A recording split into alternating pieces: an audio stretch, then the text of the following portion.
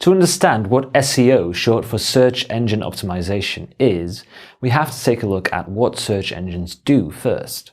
In this video, we're going to talk about how search engines get the information they need to make their lists of results. So, let's take a look at some of the search engines. Of course, there's Google. Google is the market leader in search engines, with a reported global market share of 90% in 2019. There's also Bing, which is mostly popular in the States.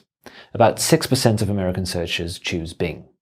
Also, about 4% of them uses Yahoo. Russian searchers are much more likely to use Yandex, which accounts for 45% of Russian search traffic. And Baidu takes the lead in China, with a 65% market share. Some users might use a more privacy-oriented search engine such as DuckDuckGo or Startpage, and these are just all a pick of the bunch. In the reading materials, you can find a link to a tool to help you keep track of these numbers if you want to. Research your audience to discover which search engine they might be inclined to use. Of course, in a lot of countries, Google is the default choice of search engine, but this might not be the case everywhere. So, how do these search engines get their results? Well, search engines consist of three parts. 1. The crawler, which is also called a spider or a bot. 2. The index. And 3. The algorithm. And the process begins with a spider. In this example, we're going to call it a spider because that's the easiest image to remember. So a spider travels the web through links, and links connect pages to each other. So the spider then looks for data, kind of like a field researcher who sails out to travel the world looking for knowledge. And it particularly looks for content, headings, and links, which contain information about what a page is about and how it's structured. And the spider goes around the internet 24/7.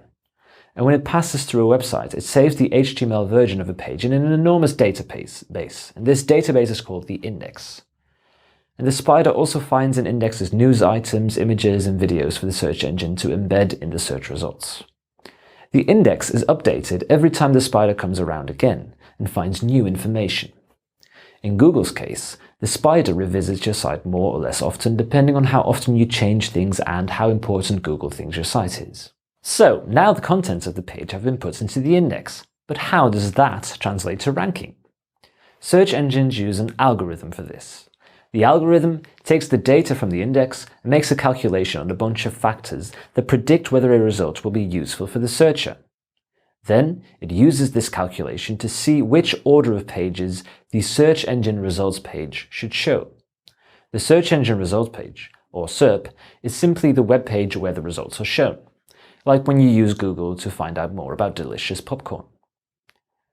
We know the most important elements the algorithm takes into account because of our experience with SEO and researching and reading about what Google says about their algorithm. For example, we know that site speed, great content, and the security of sites are important, amongst many others. But Google makes minor changes to the importance of all these different factors almost every day. They also release bigger updates every few months. And these changes depend on what Google thinks best serves their users. We'll tell you more about what the algorithm looks for in a later video.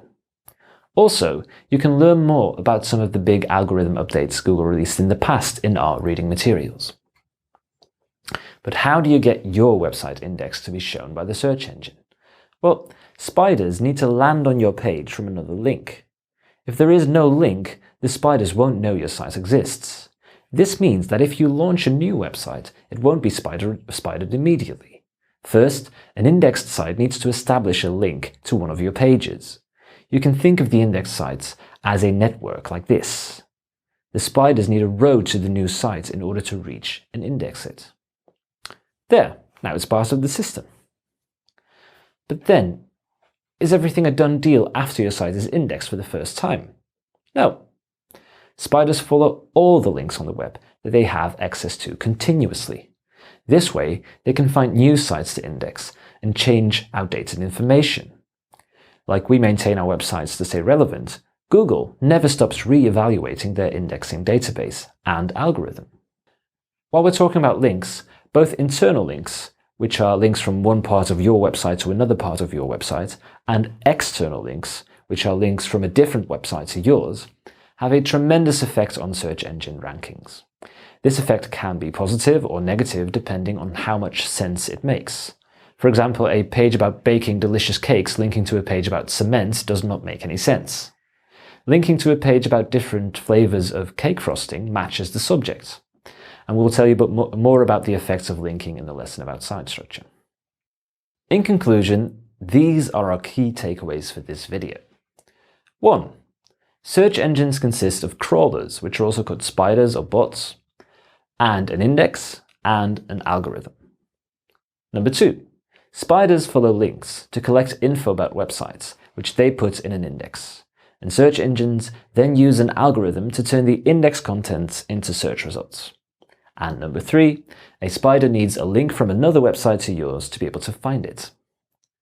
Okay, so now you know a bit more about how search engines work. In the next video, we're going to show you an array of different types of search result snippets that show up on the search engine results page and discuss their purpose.